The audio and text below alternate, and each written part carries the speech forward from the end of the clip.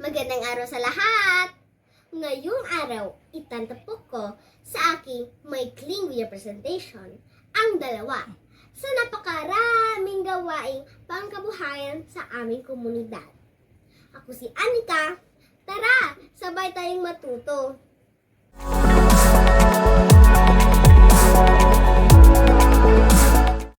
Ayala, Zamboanga City. Ito ang aking komunidad. Malawak, progresibo, maraming tao at maraming establishmento. Iba't-iba't uri ng tao at trabaho ang maaari makita dito. Trabaho o hanap buhay, isang gawain, trabaho, negosyo o propesyon na pinagkukunan ng kita. Yamang tao, sila ay ang lumilinang sa mga likas na yaman upang makuha ang pakinabang mula sa mga ito. Sila ay nagbibigay ng iba't ibang serbisyo at produkto. Isa sa pinakamahalagang yamang tao sa aming komunidad ay ang mga factory workers.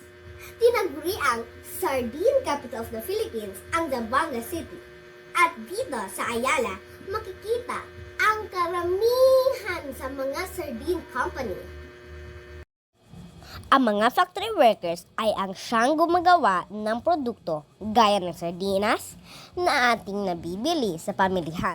Sila ay ang may responsibilidad na panatilihing malinis, sapat ang laki at timbang ng mga isda.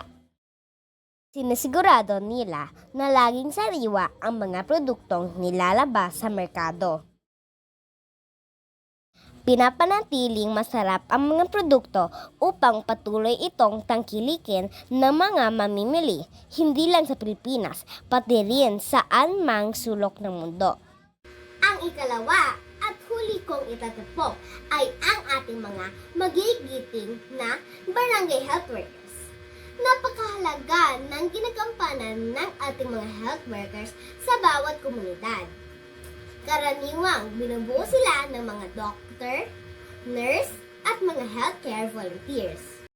Sila ay nabibigay ng mga pangunahing edukasyon na may kinalaman sa kalusugan at nutrisyon ng mga mamamayan sa komunidad. Sila ang siyang gumagabay sa mga buntis at sanggol. Sinisiguradong lahat ay mabibigyan ng karapatang bitamina, gamot at baksin. Nabibigay ng pangunang lunas, libreng gamot at serbisyo sa sinuman. Lagi silang handang tumulong at magbigay ng serbisyo sa komunidad. Factory workers at barangay health workers. Dalawa lamang yan sa napakaraming pang-uri ng trabaho o yamang tao sa ating komunidad.